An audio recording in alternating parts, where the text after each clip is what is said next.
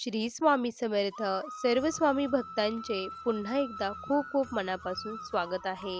स्वामी भक्तांनो, आज आपण अहिल्यानगर येथील रहिवासी असलेल्या ताईंचा जो काही अनुभव बघणार आहोत, तो अनुभव ऐकून प्रत्येक स्वामी भक्ताच्या अंगावरती शहारे उभे राहणार आहे आणि डोळ्यातून नकळतपणे अश्रू देखील येणार आहे. किती अगाध महती स्वामींची आहे. स्वामी सेवा केल्याने काय मिळतं, स्वामींच्या सेवेत असल्याने काय होऊ शकतं, या अनुभवातून आपल्याला हेच शिकायला मिळणार आहे. जो भाग्यवान असेल, ज्याच्या भाग्यात असेल, तोच हा अनुभव अगदी शेवटपर्यंत बघेल. चला तर मग या सुंदर अशा अनुभवाला सुरुवात करूया. तत्पूर्वी तुम्हीच चॅनलवर नवीन असाल तर सबस्क्राईब करा, कारण असेच रोज स्वामींचे अनुभव या चॅनलवरती येतात. ताई म्हणतात, सर्वप्रथम सर्वांना श्री स्वामी समर्थ. माझ्या जीवनाचे सूत्रधार असलेले प्रत्येक स्वामी भक्ताला अंधाराकडून प्रकाशाकडे नेणारे भगवान श्री स्वामी समर्थ महाराज यांच्या चरणी कोटी कोटी प्रणाम. सर्व स्वामी भक्तांना श्री स्वामी समर्थ. स्वामी भक्तांनो, आज मी जे काही सांगणार आहे त्यातील एक एक शब्द हा खरा आहे. हा अनुभव सांगताना आज माझ्या डोळ्यातून खूप अश्रू वाहत आहे. स्वामींची महिमा किती अगाध आहे. स्वामींनी मला जे काही दिलं आहे ते खूप आहे. आज मी तुमच्यासोबत जे काही बोलत आहे ते स्वामींच्या कृपेमुळे. स्वामींच्या सेवेत मी कशी आली हे सांगायला फार आनंद आज होत आहे. स्वामी भक्तांनो, माझे वडील हे स्वामींचे खूप निस्सीम भक्त. मी जेव्हापासून छोटी होती तेव्हापासून माझे वडील स्वामींच्या सेवेत आलेले होते. ते दरवर्षी अक्कलकोट येथे जात असते आणि अक्कलकोटला ते गेले. एक दिवस असंच अक्कलकोटला गेले आणि त्यावेळेस मंदिराचं काम फार काही झालेलं नव्हतं. जे जुनं मंदिर होतं, फक्त वटवृक्ष आणि महाराजांची थोडंसं ते मंदिर एवढंच तिथे होतं, बाकी काहीच नव्हतं. मंदिराच्या बाजूनी जो काही मठ आहे, जिथे राहण्याची सोय आहे, माझे वडील तिथेच झोपले होते, कारण ते मुक्कामी जात असायचे. ज्यावेळेस मुक्कामी गेले त्यावेळेस माझ्या वडिलांना रात्री स्वामींचा तिथे दृष्टांत झाला. वडिलांच्या स्वप्नामध्ये महाराज आले. प्रत्यक्षात महाराज तिथे आले आणि महाराज तिथे सांगत होते की महाराजांनी जे काही जिथे जागा आहे आमच्या घराच्या तिथे, ती जागा महाराजांनी सांगितलं, इथे माझा मठ उभा कर, असं स्वामींनी माझ्या वडिलांना आदेश दिला. माझ्या वडिलांना फार आनंद झाला की स्वामींनी त्यांचा मठ स्थापण्याची माझ्यावरती जबाबदारी सोपवली. वडील महाराजांचा आशीर्वाद घेऊन घरी आले. त्यानंतर जी जागा होती ती खूप पडीक पडलेली होती. ते जागेचा ताबा वडिलांनी मिळवला. ती जागा विकत घेतली आणि तेथे महाराजांचं मठ बांधण्याचं ठरवलं. सर्वांच्या सहकार्याने तिथे मठ देखील उभा राहिला. त्या दरम्यान जेव्हा मठ उभा राहिला त्यावेळेस माझं लग्न देखील खूप थाटामाटात माझ्या वडिलांनी पार पडून दिलं. आणि त्यानंतर ज्यावेळेस याचा महाराजांचा वर्धापन दिन होता, कारण दरवर्षी वर्धापन दिन साजरा करायचा ठरलेलं होतं. वर्धापन दिन होता. माझे मिस्टर पण देवाला कधीच मानणारे नव्हते. आणि त्यानंतर काय झालं की माझ्या वडिलांनी फोन केला की सर्वजण वर्धापन दिनासाठी या. त्यावेळेस मला एक मुलगी देखील होती. मला यायचं सांगितलं, पण माझे मिस्टर त्यावेळेस दिल्ली येथे कार्यरत होते. सरकारी जॉबला असल्यामुळे माझे मिस्टर हे दिल्लीला होते. माझ्या वडिलांनी कॉल केला. आता तिकीट आम्हाला भेटणं, रिझर्वेशन भेटणं हे फार अवघड होतं. कसं करायचं? मिस्टर म्हटले की तू येऊ नकोस, मी एकटाच जातो आणि जाऊन येतो. पण माझ्या वडिलांना खूप इच्छा होती की मी यावे, आणि विशेष म्हणजे माझी देखील फार इच्छा होती की स्वामींच्या वर्धापन दिनाला जायचं, कारण प्राणप्रतिष्ठा वगैरेच्या वेळेस मी होते. खूप छान तिथे वातावरण तयार झालेलं होतं. ते मी माझ्या डोळ्यासमोर मला आठवत होतं. महाराजांना कळवळून विनंती करत होते की स्वामी, मला तुमच्या वर्धापन दिनासाठी यायचं आहे, मला येऊ द्या, असं स्वामींना सांगत होते. आणि मग मिस्टर राजी झाले. ठीक आहे, जर आपल्याला रिझर्वेशन वगैरे भेटलं तर आपण जाऊया, असं माझे मिस्टर म्हटले. तर मग आम्ही असंच केलं. माझे मिस्टर ज्यावेळेस गेले तिथे प्रचंड गर्दी होती आणि ह्या गर्दीमध्ये कसं आपल्याला इथे भेटणार, हाही खूप मोठा प्रश्न तिथे पडलेला होता. त्यावेळेस काय झालं की माझे मिस्टर रांगेमध्ये लागले आणि अचानकपणे माझ्या मिस्टरांच्या पुढे जे व्यक्ती होते त्यांचे जे तिकीट होते त्यांनी ते कॅन्सल केले. ज्यावेळेस माझ्या मिस्टरांच्या पुढचे तिकीट कॅन्सल झाले, आणि विशेष म्हणजे 2 तिकीट कॅन्सल झाले होते, आणि माझे मिस्टर आले तर ते समोरील व्यक्ती जे होते ते म्हटले की तिकीट कॅन्सल झाले. तुम्हाला हे तिकीट तुम्हाला पाहिजे असेल तर तुम्ही घ्या आणि खूप आनंद झाला. आम्हाला ते तिकीट भेटलं. आता येण्यासाठी महाराजांवरती सर्व काही सोडून दिलं होतं. त्या दिवशी मिस्टरांनी प्रथम स्वामींचं नाव घेऊन हे केलं होतं आणि स्वामींनी त्यांना प्रचिती दिली. त्यांचा देखील महाराजांवरती विश्वास बसू लागला. मग आम्ही वर्धापन दिनाला आलो. खूप थाटामाटामध्ये महाराजांचा वर्धापन दिन साजरा झाला. स्वामींची ती पालखी, ते गाणे, तो आनंद, ते भोजन, तो प्रसाद घेऊन सर्वजण खूप तृप्त झाले. छान वाटत होतं. सर्व भक्तिमय वातावरण झालेलं होतं. वडिलांना प्रचंड आनंद झाला होता. आम्ही आलो. त्यानंतर आता इकडे येण्याची पुन्हा एकदा तयारी सुरू झाली. माझे मिस्टर म्हटले, की आता पुन्हा एकदा तोच खूप मोठा प्रश्न आहे. आता आमचं जाणं होतं की नाही? त्यावेळेस वडील शांतपणे मिस्टरांना म्हटले, "अहो जावई बापू, टेन्शन कशाला घेता? ब्रह्मांडाचे मालक तुमच्या सोबत आहे. त्यांचं फक्त नाव घ्या. ते बरोबर तुम्हाला घेऊन जातील." माझे मिस्टर म्हटले, की "आम्हाला खूप त्रास होणार आहे प्रवासामध्ये." तर माझे वडील म्हटले, की "नाही होणार. महाराज आहे तुमच्यासोबत. मग तुम्ही नाव घ्या." माझ्या मिस्टरांनी महाराजांचं नाव घेतलं. त्यानंतर पुन्हा एकदा रिझर्व्हेशनसाठी गर्दीमध्ये प्रवेश केला. त्यावेळेस मात्र प्रचंड गर्दी होती आणि आम्ही तिथे गेलो. ज्यावेळेस आम्ही तिथे गेलो आणि ज्यावेळेस खिडकीतून डोकावलं आणि आम्ही सांगितलं, की माझ्या मिस्टरांनी सांगितलं, की "मी इथे काम करतो" म्हणून. त्यावेळेस त्या व्यक्तीने माझ्या मिस्टरांकडे बघितलं आणि त्यांची ओळख ही अगोदरच झालेली होती. ते व्यक्ती आमच्या घरी अगोदरच आलेले होते. कारण त्यांचा जो मित्र होता तो त्यांच्याकडे आलेला होता शेजारी. पण ते घरी नसल्यामुळे ते ते येईपर्यंत आमच्या घरी राहिले होते, थांबले होते आणि आम्ही त्यांचा पाहुणचार केला होता. त्या ओळखीने त्यांनी त्या दिवशी आमचं काम करून दिलं. म्हणजे महाराजांचंच सर्व काही नियोजन होतं. महाराजांनाच माहीत होतं पुढे काय होणार आहे, घडणार आहे. त्यामुळे महाराजांनी हे सर्व काही केलेलं होतं. त्या दिवशी अक्षरशः डोळ्यावरती, कानावरती विश्वास बसत नव्हता, की काय ही महाराजांची अगाध महती आहे. आणि आमचं रिझर्व्हेशन झालं. आम्ही सुखरूपपणे इथे पोहोचलो. सर्व काही व्यवस्थित प्रसन्नतेत वातावरणात पार पडलं. मिस्टर त्यावेळेस महाराजांच्या सेवेमध्ये आले. ते देखील स्वामींची सेवा करू लागले. हळूहळू आमची सेवा वाढत गेली. पण म्हणतात ना, की भोग आहे ते भोगूनच संपावे लागतात. कितीही सेवा केली, काही केलं, फक्त महाराज ते भोग संपवण्यासाठी आपल्याला ताकद देतात, सामर्थ्य देतात. असंच काही माझ्या बाबतीत देखील घडलं. काय झालं, की अचानकपणे मी जेव्हा स्वामीचरित्राचे पारायण माझे चालू होते, 108 स्वामीचरित्र पारायण झाले. त्यानंतर गुरुचरित्र पारायण, श्रीपाद श्रीवल्लभ पारायण मी करत होते. त्या श्रीपाद श्रीवल्लभ पारायणमध्ये एक ओळ अशी आली, ती ऐकल्यानंतर मला खरंच माझ्या बुद्धीमध्ये प्रकाश पडला. त्या 8व्या अध्यायातील ती ओळ, "देव नाही भाजीपाला, देव नाही बाह्याला भुलेला, देव भावाचा भुकेला." हे जेव्हा मी ते बघितलं त्यावेळेस मला प्रकाश पडला, की खरंच देवाला काहीच नाही पाहिजे. देवाला फक्त आपला भाव पाहिजे आहे. महाराजांना आपण किती मनापासून सेवा करतो हे महाराजांना पाहिजे आहे. आणि त्या दिवसापासून मी ठरवलं खूप मनापासून सेवा करायची. पण माझ्या आयुष्यामध्ये खूप मोठे दुःखाचे वादळ सुरू झाले. अचानकपणे खूप माझं डोकं दुखायला लागलं. इतकं डोकं दुखायचं, की प्रचंड त्रास मला होऊ लागला. असं वाटायचं, की दगड घ्यावा आणि त्या दगडाने माझे डोके फोडून टाकावे, इथपर्यंत मला त्रास होऊ लागला. गोळ्या औषध घेऊन देखील मला काहीच फरक पडत नव्हता. मग आम्ही मोठ्या हॉस्पिटलला गेलो. तिथे गेल्यानंतर डॉक्टरांनी सर्व काही चेकअप वगैरे केले. डॉक्टर म्हटले, की न्यूरोसर्जन जिथे आहे तुम्ही तिथे जा. तिथे चेकअप वगैरे सर्व करा. मग आम्ही न्यूरोसर्जनकडे गेलो. तिथे गेल्यानंतर माझे चेकअप वगैरे केले. सीटी स्कॅन वगैरे केला. त्यानंतर तिथे कळालं, की मला ब्रेन ट्यूमर झालेला आहे.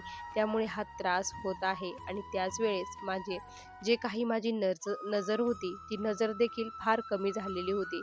मला एका डोळ्याने काही दिसत नव्हतं, की दुसऱ्या डोळ्याने अंधक असं दिसत होतं. आता काय करायचं? डॉक्टरांनी सांगितलं, की तुम्हाला याचं ऑपरेशनच करावे लागेल, कारण दुसरा याच्याशिवाय पर्यायच नाही. ऑपरेशनशिवाय दुसरा पर्याय नाही.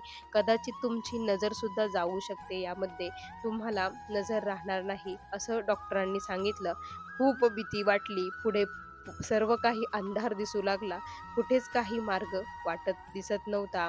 त्याशिवाय महाराजांशिवाय दुसरं कोणीच नाही असं वाटत होतं. खूप मला टेन्शन आलं. दुःखही होत होतं, की आपल्या वाट्याला हे काय आलं आहे? आपल्याला आता दिसणार नाही, आपण आता महाराजांना बघू शकणार नाही, हा प्रश्न मनामध्ये गोंधळ घालत होता. त्यानंतर अचानक म्हणतात ना, दुःखाचे वादळ एकापाठोपाठ यायला लागले, की ते थांबतच नाही. असेच वादळ सुरू झाले. माझ्या मिस्टरांचा देखील खूप जबरदस्त ॲक्सिडेंट झाला. त्याच दरम्यानमध्ये मला 15 मार्चला ॲडमिट व्हायचं होतं. त्या अगोदरच 15 दिवस मिस्टरांचा ॲक्सिडेंट झाला. ॲक्सिडेंट झाल्यामुळे त्यांच्या पायाला खूप मोठी जखम झाली. प्लॅस्टर वगैरे त्यांच्या पायाला केलं होतं, कारण पाय फ्रॅक्चर झालेला होता. मला खूप टेन्शन आलं. आता मिस्टरसुद्धा माझ्यासोबत हॉस्पिटलला येणार नव्हते. कारण डॉक्टरांनी सांगितलं होतं, की तुम्ही जेवढं लेट करता तेवढे प्रॉब्लेम, कॉम्प्लिकेशन हे वाढत जातील. त्यामुळे तुम्ही लवकरात लवकर हे डिसिजन घ्या ऑपरेशन करण्याचा. त्यामुळे मिस्टर म्हटले, की आपल्याला रिस्क घ्यायची नाही. महाराज आहेत, आपण ऑपरेशन करून टाकूया. तू जा, काहीच टेन्शन घेऊ नको. माझे आई-वडील देखील आले. माझी मुलगीही खूप रडायची, की काय होत आहे? तिलाही काही कळत नव्हतं. त्या दरम्यान काय झालं स्वामी भक्तांनो, ज्यावेळेस मला ॲडमिट व्हायचं त्याच्या आधी मी स्वामींपुढे जाऊन खूप रडली. "स्वामी आई, बघा ना माझ्याकडे. मी तुमचं बाळ आहे ना. माझ्याकडे एकदा कळवळून बघा ना. तुमची ती कळवळलेली नजर माझ्यावरती टाका ना. तुम्ही मला बघत नाही आहात का? तुम्हाला मी दिसत नाही आहेत का? माझी सेवा तुमच्यापर्यंत पोहोचत नाही आहे का? माझ्या बाळाकडे तरी बघा. असं करू नका. मला तुम्हाला बघायचं आहे. माझी दृष्टी घेऊन जाऊ नका. मला दृष्टी द्या." आणि माझ्या ऑपरेशनच्या वेळेस मला तुम्ही माझ्या सोबत पाहिजे आहात. तिथे तुम्ही मला पाहिजे आहात. बाकी मला काहीच सांगू नका. मला फक्त तुम्ही पाहिजे आहात. मी ढसढस रडत होती. या अगोदर एवढी मी कधीच रडली नसेल, एवढी रडत होती. मला असं वाटत होतं, की स्वामींना घट्ट मिठी मारावी आणि खूप रडावं. कारण असं वाटत होतं, की जवळपास शेवटचा क्षणच माझा आलेला आहे. स्वामींच्या मांडीवरती डोकं ठेवावं, स्वामींनी माझ्या डोक्यावरून प्रेमाने हात फिरावा आणि मी तशीच झोपी जावी, अशी इच्छा माझ्या मनामध्ये आली. त्या दिवशी 1 तास मी स्वामींपुढे खूप रडली. त्यानंतर दुसऱ्या दिवशी सकाळी उठून पूजा वगैरे केली. डोळ्यातून अश्रू थांबत नव्हते. महाराजांना मुजरा केला. स्वामी सोबत चलावं म्हणून विनंती केली. माझी आई, मी आणि माझे वडील आम्ही तिघे हॉस्पिटलला गेलो. ॲडमिट झालो. ॲडमिट झाल्यानंतर डॉक्टरांनी लगेच ऑपरेशनची तयारी करायला सुरुवात केली. त्यानंतर भुलीचे डॉक्टर आले. त्यांनी मला भूल दिली आणि तुम्ही 1, 2, 3 असे म्हणा, त्यांनी मला सांगितलं. पण मी 1, 2, 3 न म्हणता घट्ट डोळे बंद केले. श्री स्वामी समर्थ, श्री स्वामी समर्थ, श्री स्वामी समर्थ या मंत्राचा जप सुरू केला आणि माझा जप झाला. 11 वेळेस जप केला. डोळे उघडले तर मला प्रत्यक्षात महाराजांचं तिथे दर्शन झालं. स्वामी तिथे दिसले मला आणि मी एका निद्रेमध्ये गेले. मला भूल चढली आणि मी एका एका म्हणजे तिथे नव्हतेच असं झालं. खूप मला भूल चढली. त्यानंतर माझं ऑपरेशन झालं. ऑपरेशन झाल्यानंतर डॉक्टरांनी सांगितलं, "ऑपरेशन हे खूप छान पद्धतीने पार पडलेलं आहे. आता आपल्याला एकच बघावं लागेल, की यांची नजर आहे की नाही हे बघायचं आता बाकी होतं." आणि त्यानंतर मला जेव्हा शुद्ध आली, मी जेव्हा शुद्धीवरती आले, त्यावेळेस मी जेव्हा पुढे बघितलं, त्यावेळेस मला प्रत्यक्षात महाराजांचं पुन्हा एकदा दर्शन झालं.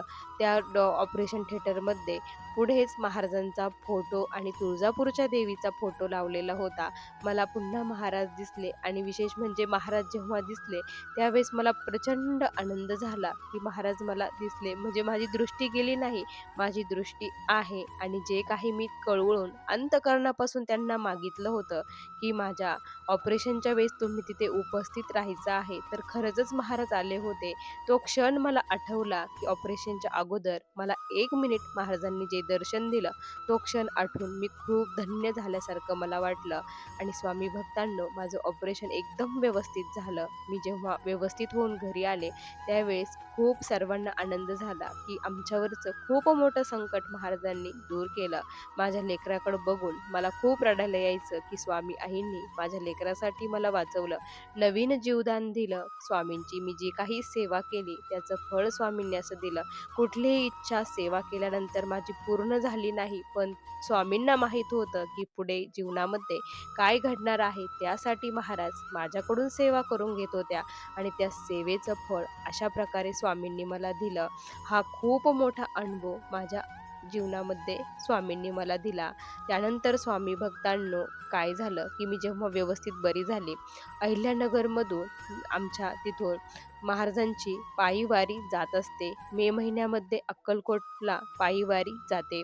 तिथे जाते. आम्ही दरवर्षी तिथे जात असायचो. त्या पायी वारीमध्ये माझे वडील त्या पायी वारीला जातात आणि त्यानंतर मी बरी झाल्यानंतर मी देखील माझ्या वडिलांसोबत त्या पायी वारीला गेले.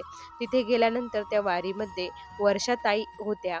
त्या खूप स्वामी भक्त, खूप स्वामींचं गुणगान 24 तास मुखामध्ये श्री स्वामी समर्थ मंत्र, स्वामींचा मंत्र म्हणत, स्वामींचे गाणे म्हणत रस्त्याने दिंडी चालायची. खूप आनंद वाटत होता आणि मी सहज वर्षाताईंना म्हटले, की सोलापूरमध्ये तुम्ही आता 1 मिनिट सुद्धा थांबायचं नाही, बोलायचं नाही. फक्त महाराजांचं नामस्मरण करायचं, महाराजांचे गाणे म्हणायचे.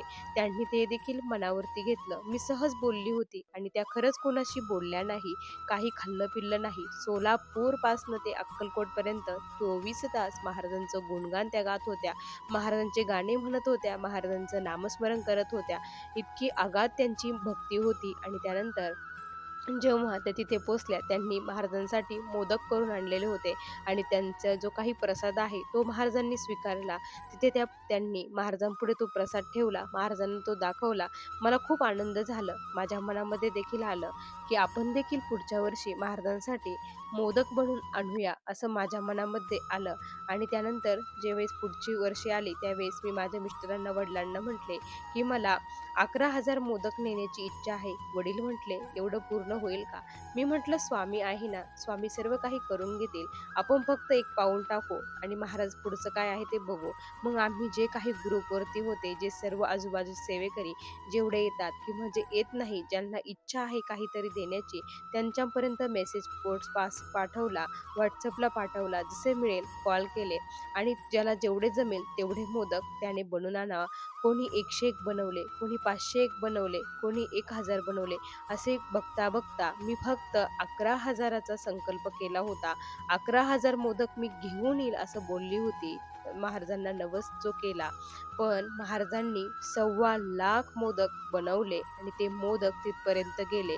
त्यानंतर मला स्वामींनी जी काही दृष्टी दिलेली होती, त्यासाठी माझा एक नवस देखील होता स्वामींना, की ज्यावेळेस मला दृष्टी येईल त्यावेळेस मी तुम्हाला चांदीचे डोळे तिथे दान करेन अक्कलकोटमध्ये. आणि मग मी ते चांदीचे डोळे घेतले, मोदक घेतले, महाराजांपुढे आम्ही गेलो, सर्वांना ते मोदक दिले. त्या दिवशी अक्षरशः कोणी जेवण केले नाही, मोदक वरतीच सर्वांचं पोट भरलं, स्वामींचं देखील पोट भरलं, सर्वांच्या मुखातून ढेकर आला. तो कृपा आशीर्वाद होता. आपण एक पाऊल टाकण्याचा प्रयत्न केला तर महाराजांनी किती मोठी ही अगाध महती करून दाखवली. अशक्य ही शक्य करतील स्वामी, या वाक्याची प्रचिती त्यावेळेस सर्व भक्तांना आली आणि स्वामींचं गुणगान गात सर्वांनी पुन्हा एकदा स्वामींना नतमस्तक झाले. माझ्या याच्यामध्ये आणखी छोटे मोठे खूप सारे स्वामींचे अनुभव आत्तापर्यंत आहे, पण हे जे काही अनुभव होते ते खूप मोठे होते आणि ते प्रत्येक स्वामी भक्तापर्यंत पोचावे एवढीच आशा तळमळ होती. प्रत्येकाच्या घरामध्ये महाराज जाऊन त्यांचं जीवन सुखी व्हावं, त्यांनी महाराजांची सेवा करावी आणि ज्याला समर्थ बनायचं आहे, समर्थवान बनायचं आहे, त्याने श्री स्वामी समर्थ महाराजांची सेवा ही केलीच पाहिजे. तोच खरा या भवसागरातून तारू शकतो, आपल्याला इथून नेऊ शकतो. जे काही आपल्या मोक्षाचा मार्ग आहे, महाराजच मोकळा करू शकतात. अशी अगाध लीला स्वामींची मला आली. असा मला आलेला हा स्वामी भक्तांनो स्वामींचा दिव्य अनुभव होते. श्री स्वामी समर्थ. बघा स्वामी भक्तांनो, किती सुंदर अनुभव आहे या ताईंचे. तुम्हाला हे अनुभव कसे वाटले की कमेंटमध्ये कळवा. पुन्हा भेटूया अशाच सुंदर अनुभवासोबत. तोपर्यंत सर्व स्वामी भक्तांना श्री स्वामी समर्थ. जय जय स्वामी समर्थ. श्री गुरुदेव दत्त.